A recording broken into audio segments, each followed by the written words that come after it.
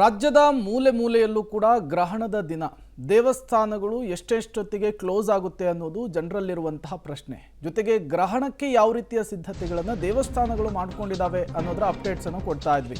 ಗ್ರಹಣದ ದಿನ ಹೊರನಾಡು ಅನ್ನಪೂರ್ಣೇಶ್ವರಿ ದೇಗುಲ ಕೂಡ ಬಂದಾಗಿರುತ್ತೆ. ಮಧ್ಯಾಹ್ನದ ಬಳಿಕ ಸಂಜೆ 7 ಗಂಟೆಯವರೆಗೂ ಕೂಡ ದೇವಿಯ ದರ್ಶನಕ್ಕೆ ಅವಕಾಶ ಇರೋದಿಲ್ಲ. ಗ್ರಹಣದ ಸ್ಪರ್ಶಕಾಲದಿಂದ ಮೋಕ್ಷಕಾಲದವರೆಗೂ ಕೂಡ ಪೂಜೆ. ಹೊರನಾಡು ಅನ್ನಪೂರ್ಣೇಶ್ವರಿ ದೇವಿಗೆ ನಿರಂತರವಾಗಿ ಅಭಿಷೇಕವನ್ನು ಮಾಡಲಾಗುತ್ತೆ. ಗ್ರಹಣದ ದಿನ ಹೊರನಾಡು ಅನ್ನಪೂರ್ಣೇಶ್ವರಿ ದೇಗುಲ ಬಂದಾಗುವಂತಹದ್ದು. ಮಧ್ಯಾಹ್ನದ ಬಳಿಕ ಸಂಜೆ 7 ಗಂಟೆಯವರೆಗೂ ಕೂಡ ದೇವಿಯ ದರ್ಶನಕ್ಕೆ ಅವಕಾಶ ಇರೋದಿಲ್ಲ. ಬಹಳಷ್ಟು ಜನರು ಚಿಂತನೆ ಮಾಡುವಂತಹದ್ದೇನು ಅಂದರೆ, ಗ್ರಹಣದ ಸಂದರ್ಭದಲ್ಲಿ ದೇವರ ಸನ್ನಿಧಿಯಲ್ಲಿ ಇರಬೇಕು, ಜಪ ತಪವನ್ನು ಮಾಡಬೇಕು, ಒಳಿತಾಗುತ್ತೆ, ಗ್ರಹಣದಿಂದ ಆಗುವಂತಹ ಕೇಡಿನಿಂದ ತಪ್ಪಿಸ್ಕೊಳ್ಬಹುದು ಅನ್ನುವಂತಹ ನಂಬಿಕೆ. ಹಾಗಾಗಿ ದೇವಸ್ಥಾನಗಳತ್ತ ಹೆಚ್ಚಿನ ಜನ ಮುಖ ಮಾಡುವಂತಹ ಸಾಧ್ಯತೆ ಇರುತ್ತೆ. ಯಾವ್ಯಾವ ದೇವಸ್ಥಾನಗಳು ಬಂದಿರುತ್ತೆ, ಯಾವ್ಯಾವ ದೇವಸ್ಥಾನಗಳಲ್ಲಿ ಪೂಜೆ ಇರುತ್ತೆ ಅನ್ನೋದರ ಮಾಹಿತಿಯನ್ನು ನಾವು ನಿಮಗೆ ಕೊಡ್ತಾ ಇದ್ವಿ. ಹೊರನಾಡು ಅನ್ನಪೂರ್ಣೇಶ್ವರಿ ದೇವಸ್ಥಾನದಲ್ಲಿ ನಿರಂತರವನ್ನು ಪೂಜೆ ಮಾಡುವುದಕ್ಕೆ ದೇವಸ್ಥಾನದ ಆಡಳಿತ ಮಂಡಳಿ ನಿರ್ಧರಿಸಿದೆ. ಅದಕ್ಕೆ ಬೇಕಾದಂತಹ ಸಿದ್ಧತೆಗಳನ್ನು ಕೂಡ ಈಗ ಮಾಡಿಕೊಂಡಿರುವಂಥದ್ದು. ಡೀಟೇಲ್ಸನ್ನು ಕೊಡೋದಕ್ಕೆ ನಾರಾಯಣಗೌಡ ನೇರ ಸಂಪರ್ಕದಲ್ಲಿ ಜಾಯಿನ್ ಆಗಿದ್ದಾರೆ. ನಾರಾಯಣಗೌಡ, ಗ್ರಹಣದ ದಿನ ಯಾವ್ಯಾವ ರೀತಿಯ ಸಿದ್ಧತೆಯನ್ನು ದೇವಸ್ಥಾನದಲ್ಲಿ ಮಾಡಿಕೊಳ್ಳಲಾಗ್ತಾ ಇದೆ ಅಂತ ಹೇಳಿ. ಪ್ರೇಮ್, ಅಂದರೆ ಚಿಕ್ಕಮಗಳೂರು ಜಿಲ್ಲೆಯಲ್ಲಿ 2 ಪ್ರಮುಖವಾದಂಥ ದೇವಸ್ಥಾನಗಳು ಇರುವಂಥದ್ದು. ಒಂದು ಹೊರನಾಡು ಅನ್ನಪೂರ್ಣೇಶ್ವರಿ ದೇಗುಲ, ಮತ್ತೊಂದು ಶೃಂಗೇರಿ ಶಾರದಾಂಬೆ ದೇಗುಲ. ಅಂದರೆ ಏನು ಮಾರ್ಚ್ 3ನೇ ತಾರೀಕು ಮಂಗಳವಾರ ಗ್ರಹಣ ಇರೋದ್ರಿಂದ 2 ದೇವಸ್ಥಾನಗಳಲ್ಲೂ ಕೂಡ ಪೂಜೆಯಲ್ಲಿ ಸಣ್ಣ ಪುಟ್ಟ ಬದಲಾವಣೆಗಳು ಆಗಿರುವಂಥದ್ದು.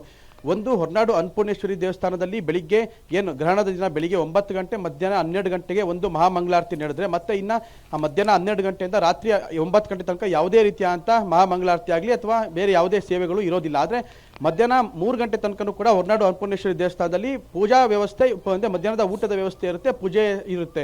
ಆದರೆ ಮಧ್ಯಾಹ್ನ 3 ಗಂಟೆಯ ನಂತರ ಸಂಜೆ ಅಂದರೆ 3 ಗಂಟೆ 48 ನಿಮಿಷ ಅಂದರೆ 3 ಗಂಟೆ ನಂತರ ಏನು ಗ್ರಹಣ ಆರಂಭ ಆಗುವಂಥ ಕಾಲ, ಅಲ್ಲಿಂದ ಹಿಡಿದು ಏನು ಗ್ರಹಣ ಮೋಕ್ಷ ಕಾಲ 6 ಗಂಟೆ 48 ನಿಮಿಷ 7 ಗಂಟೆ ತನಕ ಏನಿರುತ್ತೆ ಅಲ್ಲಿ ತನಕ ಯಾವುದೇ ಭಕ್ತರಿಗೆ ದರ್ಶನಕ್ಕೆ ಅವಕಾಶ ಇರೋದಿಲ್ಲ.